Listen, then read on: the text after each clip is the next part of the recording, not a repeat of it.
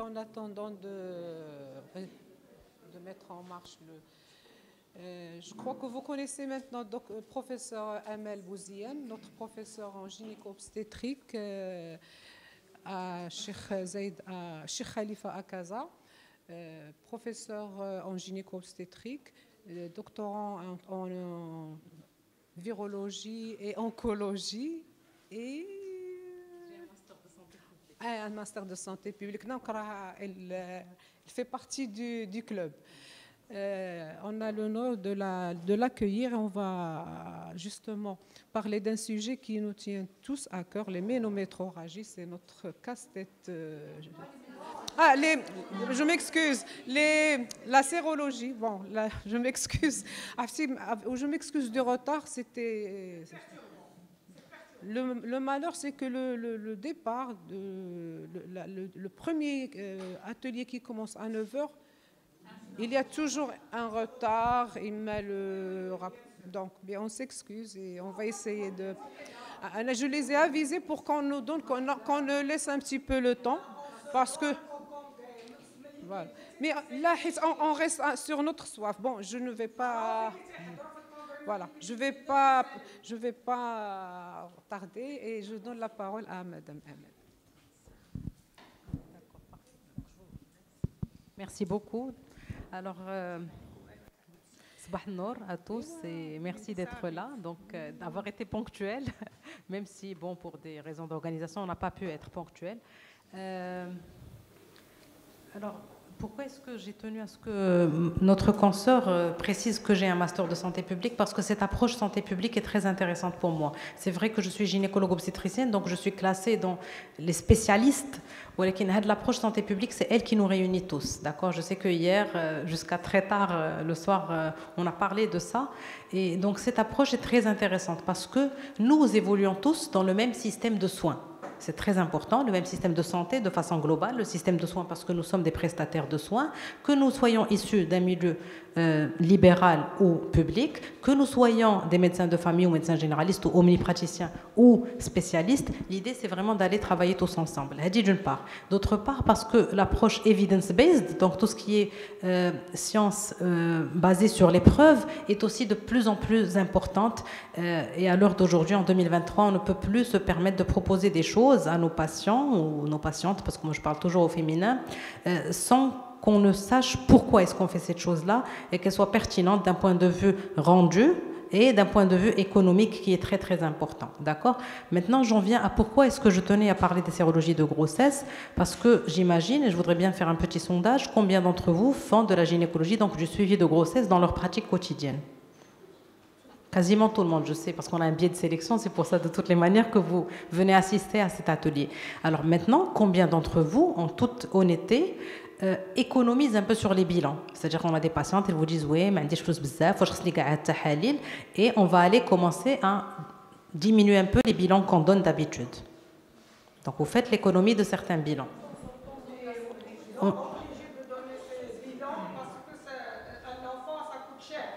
Ben, ça dépend. Voilà. Oui, dites-moi. Vous êtes aidé par la santé publique. Alors, quand vous prescrivez en santé publique, la toxoplasmose, où est-ce qu'elle... Mais elles, voilà, où elles vont aller faire leur bilan. Très bien, oui. Très bien. Oui.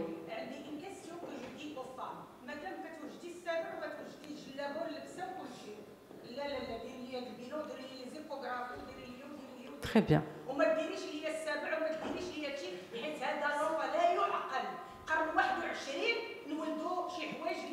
Qu'on peut prévenir, voilà, très très bien. C'est un argument qui tient la route. Donc il faut partir d'une conviction personnelle qui est la vôtre, que les choses qu'on va demander sont importantes et pertinentes. Parce que des fois, effectivement, on va se dire, ouais, de toutes les manières, moi j'ai jamais vu finalement de séroconversion toxoplasmose au cours de grossesse. Je demande tout le temps des bilans et j'en ai jamais vu. Et pourtant, alors pourquoi, à quoi ça sert? Parce que des fois, même nous, praticiens, on se dit, ouais, donc facilement on est influençable parce que nous influençons nos patients et eux aussi nous influencent, d'accord? Alors pour la petite anecdote, en proposant ça, bon, on va voir qu'il y a de l'évidence à demander ces bilans, mais c'est vrai que ça faisait longtemps que je n'avais pas vu de séroconversion toxoplasmique jusqu'à cette semaine. La semaine dernière, une infirmière msikina au premier trimestre qui a fait une séroconversion. Donc ça existe bel et bien. D'accord? Ce n'est pas un mythe. Oui, voilà, donc ça existe. Exactement, ça existe. Alors aujourd'hui, on va parler de toxoplasmose et de syphilis. J'ai choisi donc de nous limiter à ces deux-là pour pouvoir en parler un peu en long et en large. Alors la toxoplasmose, et une autre raison aussi, pourquoi est-ce que j'avais choisi ça? Parce que très souvent, comme on a un peu en background de notre tête, on les fait juste pour les faire, ces bilans-là, ben très souvent, on s'attend juste à ce qu'ils soient négatifs. Alors, quand ils sont positifs, on est un peu perturbé, on ne sait jamais quoi faire. Et l'idée, c'est vraiment d'aller ébaucher un peu cette conduite à tenir, et sans rien vous cacher. Même nous, des fois, on revient un peu parce que ce n'est pas quelque chose qu'on voit au quotidien. D'accord? Donc, on va commencer par la toxoplasmose. Vous savez que c'est une maladie parasitaire, donc qui est due au Toxoplasma gondii. Donc, je vous renvoie vers les bancs de la 3e année de médecine. Et donc, il s'agit d'une anthropozoonose, c'est-à-dire qu'elle peut atteindre l'humain comme elle peut atteindre l'animal. C'est une maladie qui est très souvent de la difficulté d'aller expliquer ça des fois aux patientes, asymptomatique. Donc en général, on dit elle est asymptomatique chez le sujet immunocompétent. D'accord? On sait que chez les immunodéprimés, on va avoir des signes. Donc très souvent, on peut avoir un syndrome grippal ou pseudo-grippal qui va passer inaperçu, voire rien du tout. D'accord? Donc là, on part d'un point de départ, pas de signe clinique. Donc on n'a pas de plainte nosologique, on n'a pas de plainte organique des patientes. Et c'est très, très important. L'infection congénitale, elle, est d'une sévérité qui est très, très variable, mais qui peut être très, très sévère. D'accord? On va voir justement des pronostics qui vont dépendre de l'atteinte oculaire qui est évolutive. C'est-à-dire que si on fait une toxoplasmose congénitale, on peut avoir une atteinte donc oculaire fétale, embryonnaire fétale, mais aussi qui va être évolutive. Donc c'est pour ça que les enfants vont devoir être suivis un peu jusqu'à l'adolescence. D'accord? Donc c'est surtout ça, c'est cette notion d'évolutivité, retenez-la bien, et qui va nous servir aussi comme argument pour proposer des traitements. C'est très, très important. L'atteinte aussi, le pronostic de l'atteinte, il est fait aussi par les lésions neurologiques. On peut avoir des calcifications cérébrales, entre autres, et également... des fois, si j'ose dire, c'est un peu trash, mais des grossesses qui vont se solder d'elles-mêmes d'une mort fétale ou d'un avortement. Des fois, on se dit si c'était pas tant mieux finalement, parce qu'on va le voir. On va proposer certaines choses dans le traitement, mais finalement, c'est pas des choses qui sont 100% efficaces et c'est un peu difficile et fastidieux d'aller trouver les traitements. On va le voir chez nous au Maroc. Et bien sûr, des fois, on peut avoir des retards mentaux et c'est là où c'est toute la difficulté. Des fois, déjà d'aller... Quand les patientes n'ont pas été suivies, justement, quand elles n'ont pas eu. Donc là, c'est un peu moche d'aller découvrir ça à un stade tardif. Donc c'est quand l'enfant, vous vous imaginez bien, donc sur la vie d'un enfant, quand il fait son retard mental et quand on commence à chercher, qu'on retrouve que finalement il a la toxoplasmose. Donc nous, toute l'idée d'aujourd'hui, c'est de partir de l'asymptomatique tant sur le plan échographique fœtal, c'est-à-dire avant même qu'il développe des choses, et sur la symptomatologie maternelle. Donc je pars vraiment et j'insiste des bilans sérologiques de grossesse. C'est très important. C'est le point de départ d'Yannahnaya. Parce qu'il y a aussi d'autres topos qui se construisent sur quand on découvre des choses à l'échographie. Ou là, quand on découvre... Là, notre point de départ, c'est cette dame, elle vient pour un suivi de grossesse, je fais mon bilan systématique. Et dans mon bilan systématique, il y a une sérologie de toxoplasmose. Parce que c'est très, très important. Alors, on n'a pas de données épidémiologiques au Maroc, comme d'habitude. En France, donc on en parle d'une prévalence globale de 2 pour 10 000 naissances, qui serait stable depuis 10 ans, parce qu'ils ont un bon protocole national, donc justement de prévention. Les mesures hygiéno-diététiques sont vraiment connues. Elles sont ressassées à chaque fois qu'une femme est suivie pour une grossesse. Ils ont des dépliants pour ça. Donc, les femmes, vraiment, elles vont prendre conscience de cela. Et on parle de 1,2% de toxoplasmose congénitale grave à la naissance. D'accord? Grave étant donc avec une atteinte choriorétinite ou neurologique. La transmission materno-fétale, donc elle est déterminée par le passage transplacentaire du parasite au cours d'une parasitémie maternelle, donc infection maternelle, parasitémie, passage transplacentaire. D'accord? Et de ça vont découler 2 notions qui sont capitales. Donc le risque d'infection toxoplasmique congénitale va varier en fonction de l'âge gestationnel, parce que plus le placenta grandit, plus les échanges fœto-maternels vont être plus importants et plus on va avoir un risque de passage. Donc plus on avance dans l'âge gestationnel, si la séroconversion se fait plutôt au 3e trimestre, il y a plus de risque de transmission. D'accord? Ça, c'est connu, c'est classique. A contrario, plus l'atteinte se fait tôt, plus elle est grave.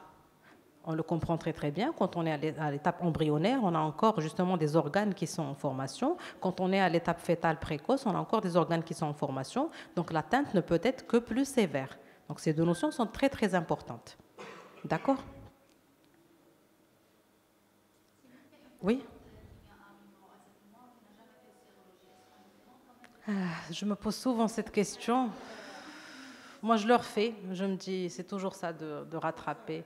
Des fois, quand je les reçois vraiment, c'est-à-dire à l'accouchement, parce que nous, donc on reçoit des fois des patientes qui sont suivies ailleurs ou pas suivies. Donc, des fois, on les reçoit quand on est de garde, en salle d'accouchement. Et on devrait le faire. Des fois, je ne le fais pas.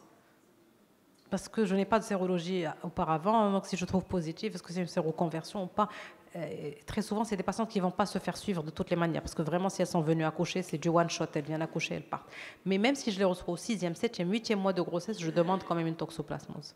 D'accord? C'est toujours ça de gagner. Ne serait-ce, comme je vous ai dit, que de mettre la puce à l'oreille à un pédiatre et d'aller chercher en néonatal et éventuellement de mettre des fois sous traitement pour réduire ce risque. Des fois, on ne peut pas annuler un risque, mais ne serait-ce que le réduire, c'est déjà bien. On va le voir sur une étude qui a comparé justement des patients traités ou pas traités. Et finalement, parce que très souvent aussi, nous, quand on apprenait, on nous disait oui, mais les traitements qu'on va donner, ce n'est pas sûr qu'ils vont diminuer le risque de transmission.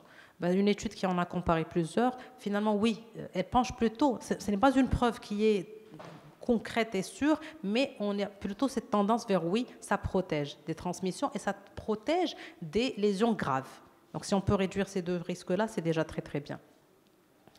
Alors, on disait, donc on a des signes échographiques, l'idée n'est pas de découvrir cette toxoplasmose au stade de signe échographique, mais de toutes les manières, une toxoplasmose donc congénitale ou une séroconversion toxoplasmique va...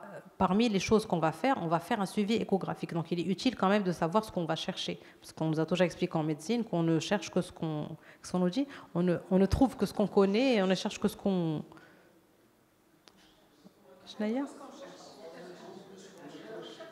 Et on ne cherche que ce qu'on connaît. Très bien.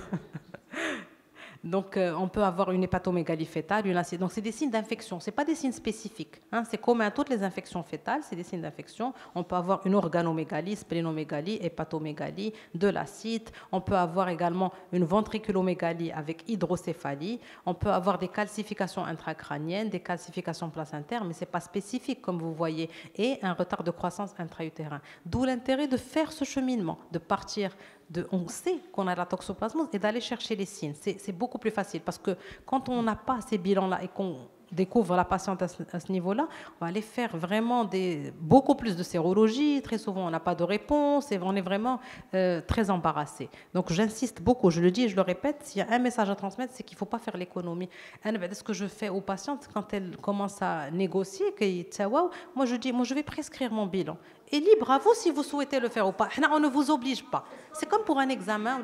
On ne vous oblige pas. Des fois, il y a autre laboratoire si ça c'est trop cher ou ça c'est pas cher. Moi, c'est ça qu'on fait. Pareil par exemple en urgence pour les bêta-HCG, même quand elle te dit oui, j'ai pas eu de rapport. Moi, je ne fais que prescrire. Et libre à vous de faire la chose ou de pas la faire. Donc comme ça, au moins, parce que surtout il y a maintenant cette épée du médico-légal qui nous poursuit. Aux jeunes, oui. Oui. Vous prescrivez? Là, c'est pas ça, parce que des fois, c'est beaucoup plus, on est quand même bienveillant. L'idée, c'est je pense que ça chemine dans leur tête. Quand on le prescrit, des fois, quand elle trouve quelqu'un qui va l'aider, on va y aller vraiment pas dans de la confrontation. Exactement. Oui. Vous voulez dire quelque chose?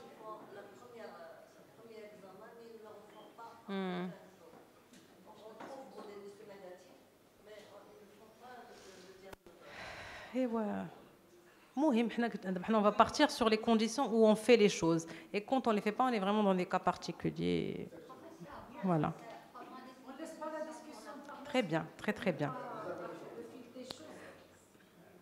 Alors, comme je vous disais, et je le dis et je le répète, pourquoi est-ce qu'on doit les faire? Donc, on va laisser peut-être la discussion pour plus tard. D'accord. Très bien. Donc, parce que l'infection, on l'a dit, elle est peu ou pas symptomatique, donc on n'a pas des signes, on n'a pas un point de départ clinique, très important. Parce qu'il qu'il faut déterminer un statut sérologique le plus tôt pour pas être justement dans ces choses-là du 6e, 7e mois.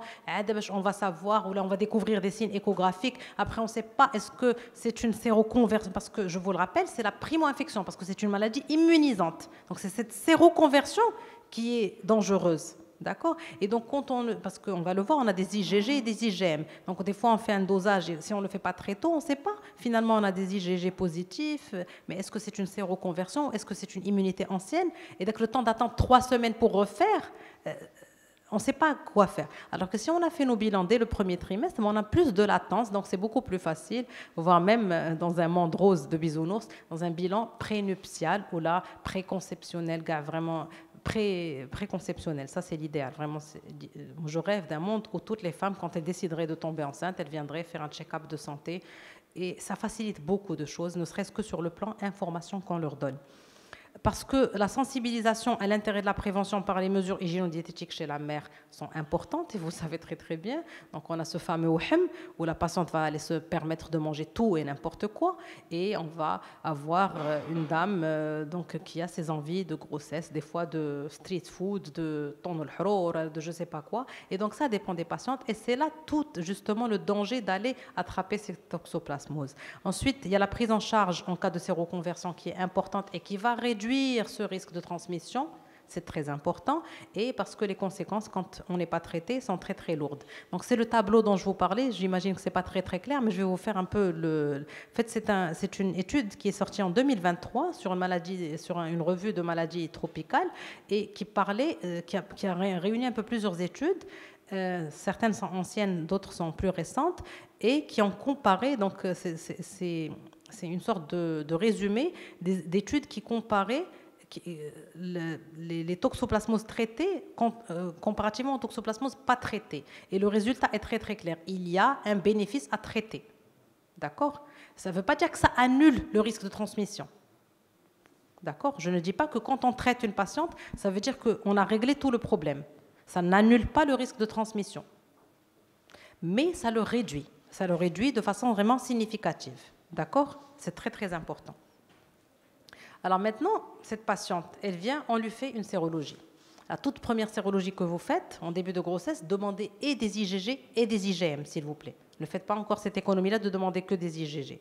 Toute première, celle du premier trimestre, IgG et IgM. D'accord? Alors si toutes les deux sont négatives, la patiente n'est pas immunisée, donc elle n'a jamais eu de contact avec le Toxoplasma gondii. D'accord? Donc elle est à risque de faire sa séroconversion lors de cette grossesse. Là, on ne lui dit pas, il faut vraiment préciser, il faut que la dame comprenne. Voilà parce que quand on lui dit des fois ne pas manger, elle ne mange plus de légumes et de fruits parce que nous, on ne voudrait pas non plus qu'elle tombe dans des carences. Il faut juste expliquer l'importance du lavage des fruits et légumes, lavage des ustensiles de cuisine, surtout quand on a un animal qui est dans la maison. Des fois, il faut relaver les ustensiles de cuisine, se laver les mains. Ça paraît vraiment basique, mais il faut le rappeler aux patientes. D'accord? Et si elles ont des animaux domestiques, il faut éviter qu'elles changent les litières pour les chats. Si ce n'est pas possible, qu'elles se retrouvent souvent seules à la maison, on leur conseille de mettre des gants et un masque pour changer les litières. D'accord? C'est très très important.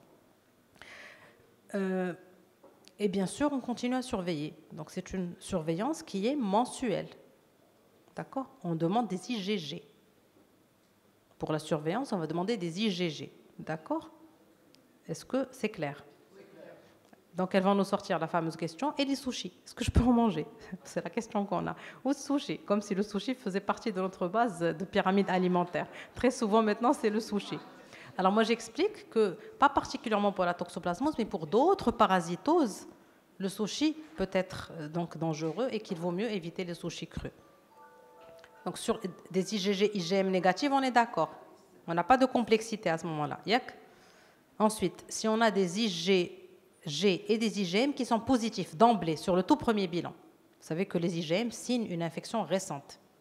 D'accord? Donc, nous, on doit savoir, la dangerosité, c'est la séroconversion. On doit savoir, est-ce que la séroconversion, elle a eu lieu récemment ou est-ce qu'elle est ancienne? Alors, il faut qu'on date. Il y a la datation. Alors, pour pouvoir dater, l'idéal, c'est de rechercher un sérum antérieur. Si cette dame elle a déjà fait bêta-HCG avant Il faut contacter le laboratoire. Est-ce qu'ils ont gardé le prélèvement? Malheureusement, j'ai été étonnée plusieurs fois de laboratoires qui ne gardent pas les prélèvements, alors que c'est une obligation médico-légale. D'accord, les laboratoires, je ne sais pas qu'est-ce qu'ils font des prélèvements, ils ne les stockent pas. Normalement, ils doivent les garder. Donc ça, c'est l'idéal. On a un ancien prélèvement, on leur demande de faire des IgG, IgM dessus. Et on peut savoir si on était négatif et que c'est positivé, c'est une séroconversion. C'est clair? Si ce n'est pas le cas, donc on reste encore dans le doute. D'accord? Et donc IgG, IgM positif, attention, il faut dater la séroconversion. Maintenant, des fois, on n'a pas ce sérum donc, antérieur et il faut trouver une solution. Vous avez déjà entendu parler du test d'avidité. Donc le test d'avidité, c'est en quelque sorte savoir si, comment je l'explique, si les anticorps sont vraiment... exactement. Alors, plus ils sont anciens, on sait que nos anciens, nos confrères ici et consorts, les anciens sont plus ouarines que les jeunes. Il ne faut pas que les jeunes... Parce qu'ils ont justement cette habitude. La ouarine, le sens, la connaissance. Donc, plus il est ancien, plus il est fort. Et donc, il a cette avidité. Alors, quand on trouve une avidité qui est élevée, l'infection est ancienne. Donc, on peut en quelque sorte baisser la garde et se dire que ce n'est pas une séroconversion autour de la grossesse, donc on peut baisser la garde. Parce que des fois, les IgM persistent. Parce que dans le schéma classique, nous on dit infection ancienne, les IgM vont se négativer. Des fois, ils vont persister. Si l'avidité est faible, il faut refaire dans 2 à 3 semaines et voir. Si l'avidité vraiment se multiplie, de plus de 2 fois, c'est une infection qui est récente. Si elle reste stable, c'est que c'est une infection qui est ancienne. Maintenant, le problème qui se pose en pratique, c'est que le test d'avidité ne se fait souvent pas au Maroc.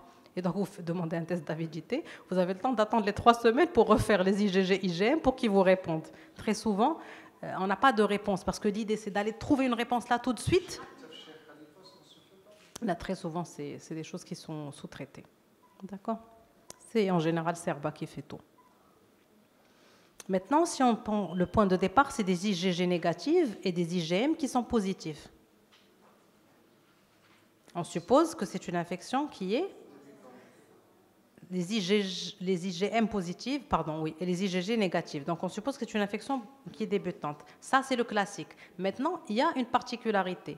On peut avoir ce qu'on appelle des anticorps non spécifiques. D'accord? Il y a des fois des IgM qui ne sont pas réellement spécifiques de la toxoplasmose. C'est pour ça que je vous dis, discutez avec le biologiste. Moi, j'ai découvert ça en discutant avec un biologiste. D'accord? J'avais une patiente, quand on a refait le contrôle, les IgG sont restés négatives et les IgM sont restés positives. Parce qu'on suppose normalement qu'au bout de 3 semaines, les IgG devraient se positiver. D'accord? Des fois, il y a des réactions aspécifiques, non spécifiques. Donc, à ce moment-là, on baisse la garde aussi. D'accord? Est-ce que... c'est des immunoglobulines non spécifiques. C'est ça que m'a expliqué le biologiste. Est-ce que c'est des IgM, je pense, qui sont de l'auto-immunité plus que d'infection? Il m'avait expliqué que ça fait plus auto-immunité qu'infection. Est-ce que jusque-là, on s'entend bien? Les contrôles se font après 3 semaines. Alors maintenant, on a confirmé notre séroconversion. D'accord? Pour se positiver. Où on a de l'infection, enfin où on a découvert que les IgM sont positifs. D'accord?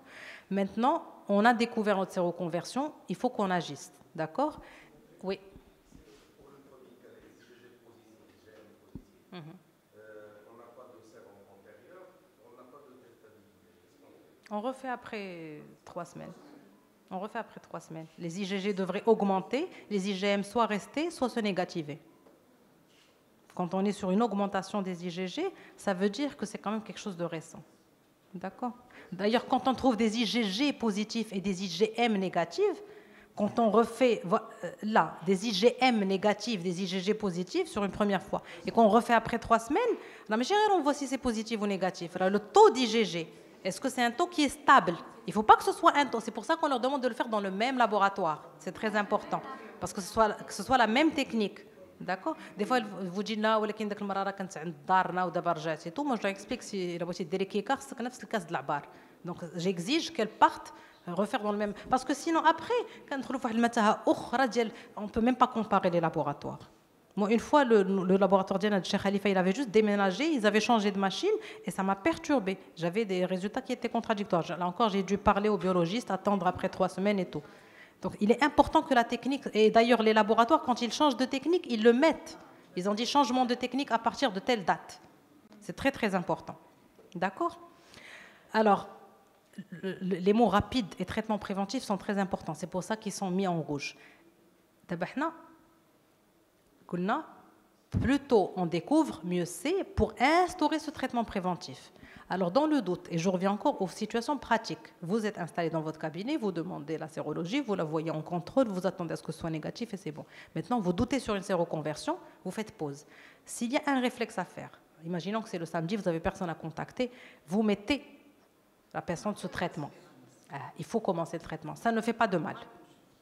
Ça ne fait pas de mal. On commence un traitement pour l'arrêter quand on souhaite. D'accord? Quand on est dans le doute, diagnostic et tout, on commence le traitement d'abord.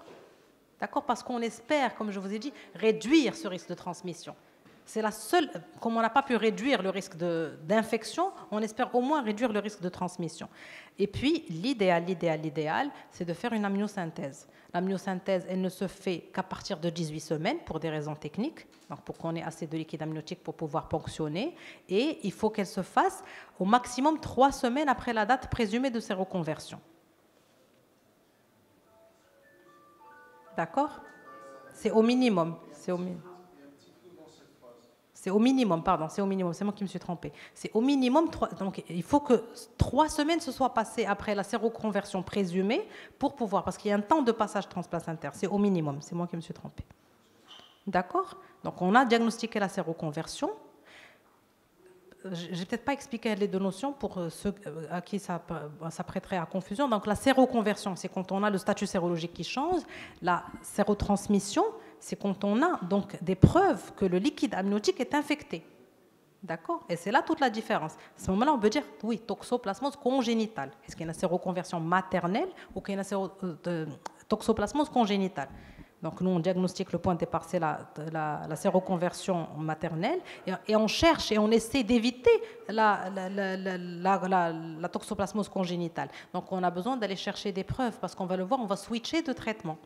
En fait, c'est pas automatique. On peut faire une séroconversion et le bébé... C'est ce qu'on a dit. Donc plus tôt on se situe dans la grossesse, plus il y a de chances que ça ne se transmette pas. Mais si ça se transmet, c'est très très grave. Donc, d'où l'intérêt d'aller commencer le traitement préventif. Alors, je n'ai pas les pourcentages, parce que justement, les études sont très difficiles, parce qu'on les découvre en général très très tard, les patientes. Alors, le bénéfice-risque en faveur du traitement, oui.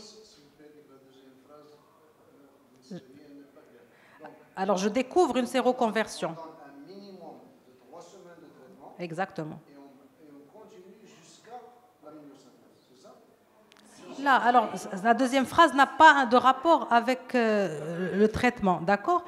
C'est-à-dire on attend au moins 3 semaines après la séroconversion pour faire l'amniosynthèse. Et la deuxième information que je vous ai dite, qui n'est pas écrite, c'est qu'il faut au moins que la patiente ait atteint 18 semaines d'aménorrhée.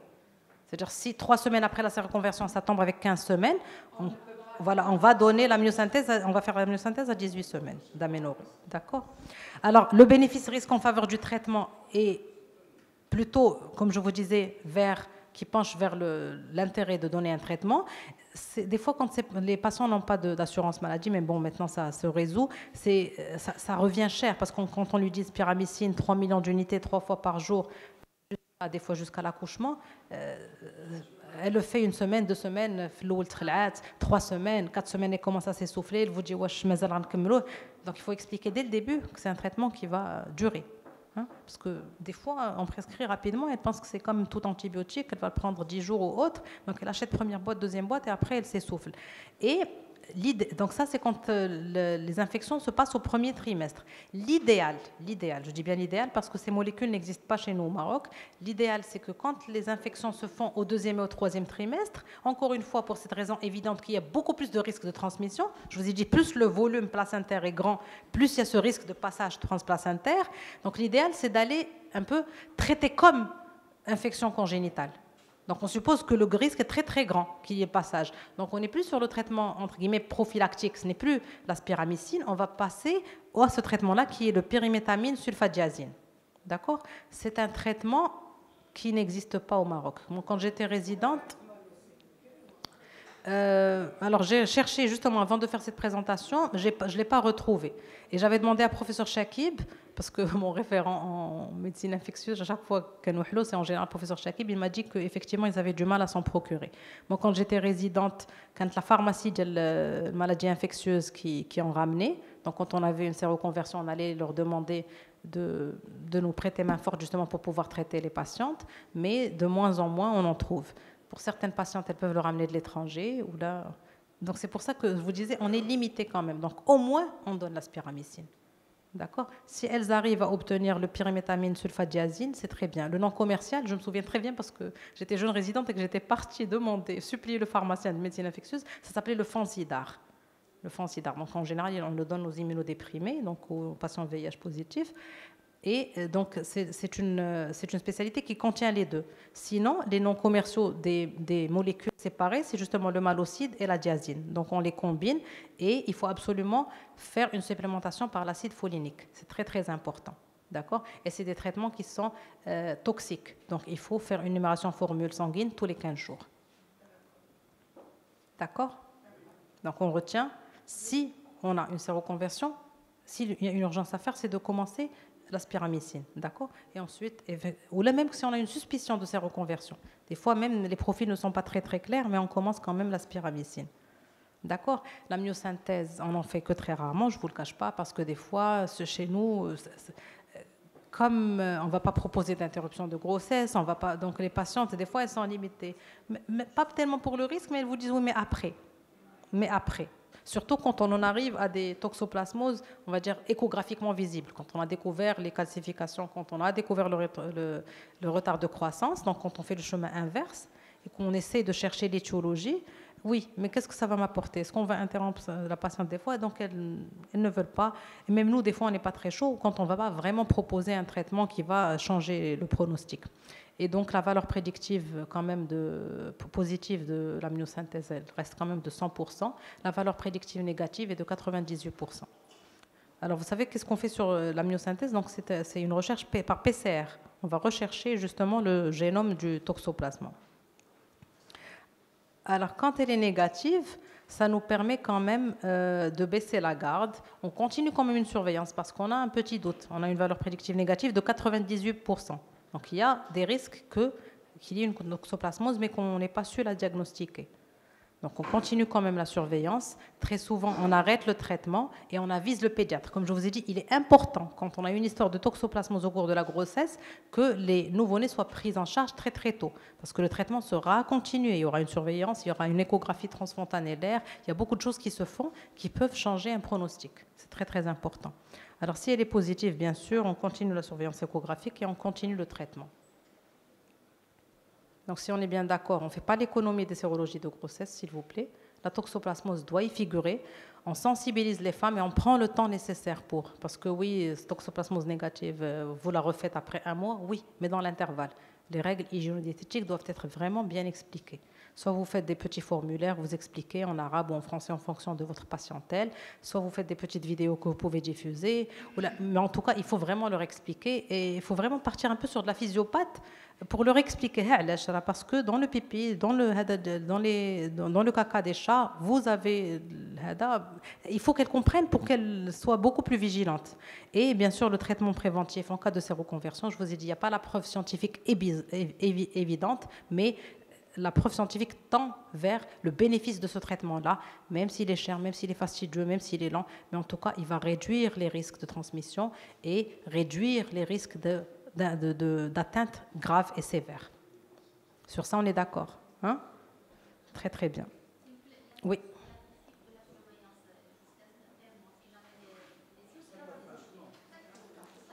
Les sérologies mensuelles, quand elle est négative? Normalement, jusqu'à 1 mois après l'accouchement.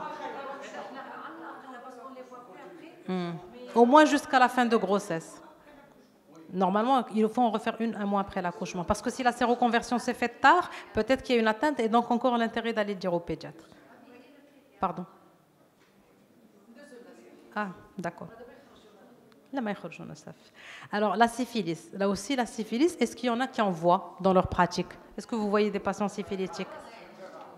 Alors, je m'adresse aux confrères et consoeurs, les plus anciens. Est-ce que vous voyez souvent des syphilis ou est-ce que vous en avez vu beaucoup des syphilis? Vous en avez vu un peu moins? Un peu moins. Et les jeunes comme moi? Je fais partie des jeunes. Les jeunes. Est-ce que vous voyez des syphilis? Les secondaires. Biologique, oui. Oui. Actuellement? Actuellement? D'accord. D'accord. Vous voyez des sérologies positives. D'accord. Donc voilà, vous savez que c'est une infection au Treponème pallidum. Complémentaire. Très bien. Très très bien.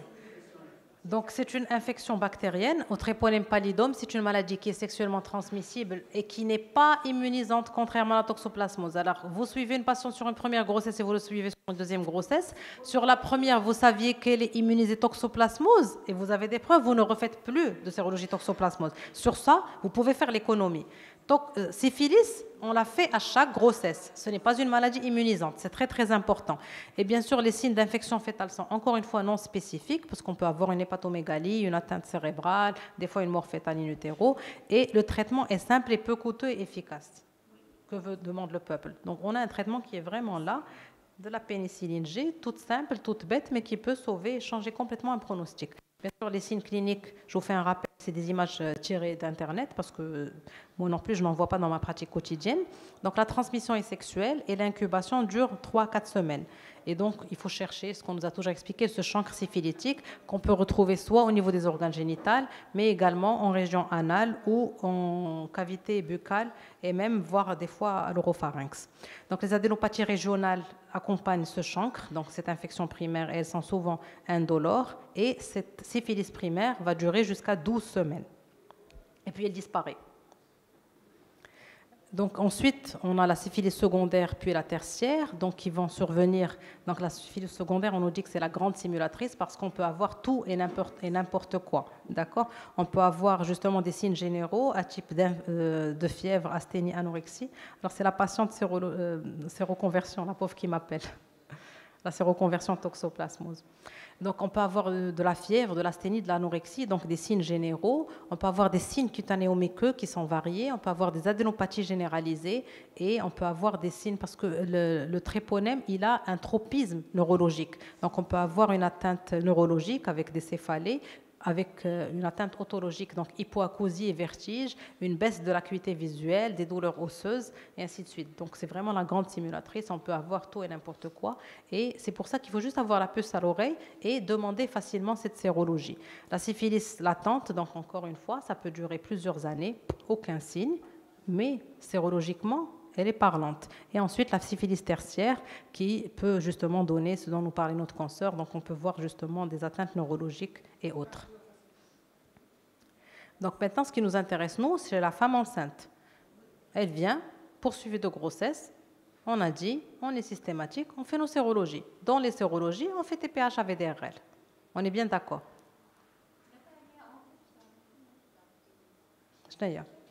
TPH AVDRL? Dans l'hôpital public? Non, moi, mes patientes, elles reviennent avec des TPH AVDRL faits. Ok, non. TPH AVDRL.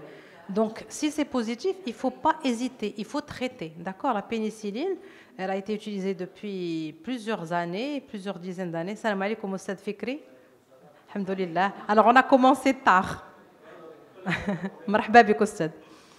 Alors, si c'est positif, il ne faut pas hésiter à traiter par pénicilline retard. Oui.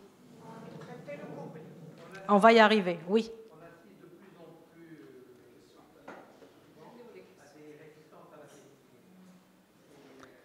Alors, épidémiologiquement, non. Épidémiologiquement, la pénicilline garde sa place. D'accord? C'est elle qui... c'est-à-dire, l'allergie. On va voir en cas d'allergie. C'est l'Éry 500. C'est l'érythromycine. L'Éry 500. D'accord? Alors, si c'est positif, il faut traiter donc 1,2 million d'unités dans chaque fesse et c'est fini. C'est très, très bien. En mono, oui. 2, c'est 2,4. C'est 1,2, 1,2. Non. Mais on va faire des sérologies après. Il faut contrôler, d'accord? Si le traitement se fait avant 20 semaines d'aménorrhée, on change le pronostic d'un futur enfant, d'accord? On lui évite l'atteinte. Donc c'est très très important, encore une fois, de le faire sur un bilan du premier trimestre, d'accord? Et il ne faut pas oublier, comme disait notre consoeur, donc de traiter le confrère. Il ne faut pas oublier de faire un point d'éducation sexuelle et de chercher également les sérologies HIV et hépatite B, parce que vous savez qu'il y a souvent des co-infections. D'accord? Donc, en gros, les bilans sanguins de grossesse sont utiles et non superflus. C'est très très important. Si j'insiste dessus, parce que dans notre pratique, et on le sait, donc on est poussé par les patients, non. D'accord? Il est très important de faire ces bilans-là parce que ça nous permet de dépister, ça nous permet de prendre en charge précocement, ça nous permet de réduire les complications et d'améliorer un pronostic. Vous changez le pronostic d'un futur être vivant et c'est très très important. Il faut aussi prendre très souvent un temps d'éducation, information, communication pour le changement de comportement chez nos patients. Parce que c'est vraiment ça, c'est l'idée de prévenir, c'est de changer de comportement. D'accord? C'est très très important. Alors je prends vos questions. Oui. Non, j'ai pris la toxoplasmose et la syphilis. TPHA, VDRL. Oui. Alors, on prescrit. Allez-y. On prescrit VDRL, TPHA. Oui, les deux d'emblée. D'emblée. D'emblée, parce Oui. que souvent dans l'hôpital public, ils font juste, je pense qu'ils font TPHA. Là, tout le monde prescrit VDRL, TPHA. TPHA, d'accord. D'abord, on traite. Si l'un des deux est positif, c'est qu'on le VDRL positif. Alors, parce que pour nous, c'est le VDRL qui traduit... C'est le TPHA qui est spécifique. Non, le TPHA traduit une infection. La personne a été infectée. Oui. Mais non, le VDRL veut dire que la personne est encore infectée. Oui, mais Ce si le n'est pas la TPHA même chose. positif, on traite. Comment? Si Le VDRL. Mais même, sauf si elle vous dit dans l'anamnèse, oui, Rakan Andi déjà et que j'ai été traité. Vous découvrez ça dans un premier temps, TPHA Bordeaux positif, vous traitez. Non, mais le contrôle se fait par le VDRL, parce que le TPHA reste positif toute la vie. Oui, c'est la cicatrice, je veux bien, c'est la cicatrice sérologique. Maintenant, on part d'un point de départ où la dame n'a pas d'antécédent. Ça, c'est des cas particuliers. Je fais ma sérologie, je découvre que c'est positif, je traite. Maintenant, si je dis que le VDRL qui est positif, mais le TPHA négatif, ça peut être non spécifique.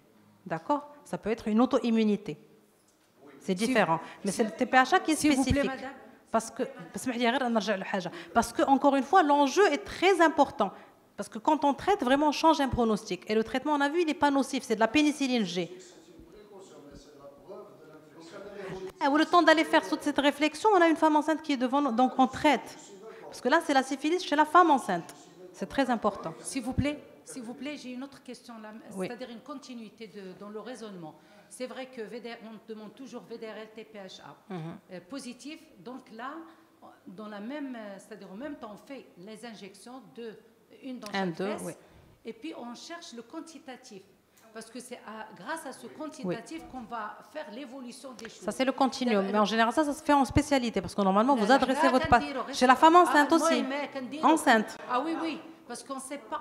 Donc, parce que comme ça, on va lui dire, voilà, madame, c'est-à-dire, ma question est là. À quel moment, c'est-à-dire, on va chercher le 3 quantitatif. semaines. Voilà. Après 3 semaines. Si on trouve toujours la même chose ou là, maintenant le pourcentage. On peut retraiter. A diminué. On refait une injection. On refait l'injection. On refait Et là, l'injection. Au bout de 3 semaines, j'ai retrouvé la même chose. Est-ce qu'on refait On peut aller jusqu'à 3 injections. On peut aller jusqu'à 3. J'avais posé la question au Sed Shakib. J'ai posé la question au Sed Shakib. On y va. Et bien sûr, pour les allergies, c'est les riz 500. 500 fois 3 par jour. Dans 14 jours. Oui, 500 fois 3 par jour pendant 14 jours. Oui, pardon. S'il vous plaît. Je fais partie d'une association de lutte contre les maladies sexuellement transmissibles et le sida. S'il vous plaît, notre pour consoeur vous dire que le professeur Sqat et compagnie, on a fait le bouquin sur les MST sida. Et madame a posé la question, il y a des tableaux où il y a quand il y a des positifs ou des négatifs, c'est ancien, c'est récent, il faut faire ça. عنده في ذاك الكتاب.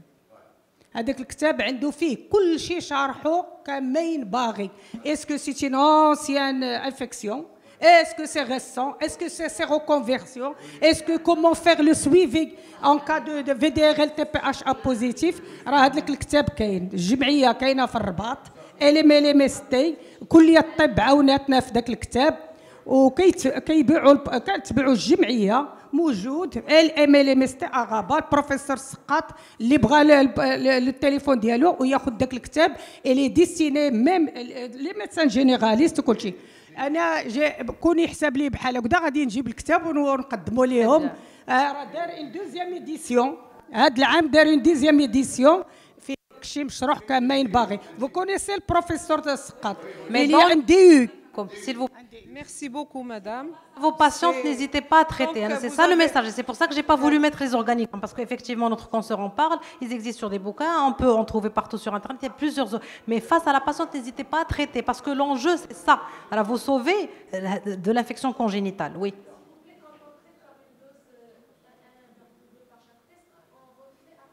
Après 3 semaines, oui. VDRL. VDRL. Exactement, on peut aller jusqu'à 3 en général, sinon après on peut évoquer une résistance dont parlait notre confrère, mais qui n'est pas épidémiologiquement très fréquente. J'ai fini. Oui. Encore une dernière question. Pardon? Alors, je n'ai pas préparé la rubéole, parce que la rubéole, on ne traite pas la rubéole. La rubéole, c'est on découvre et on suit. Et on a un retard de croissance et c'est tout. Oui, oui, j'ai choisi 2 sérologies, effectivement. J'ai choisi 2 sérologies. Oui. Pardon. J'ai choisi celle où on peut changer de pronostic. Docteur, j'ai choisi celle où on peut changer un pronostic, où on peut traiter, où on peut faire des choses. D'accord? Oui.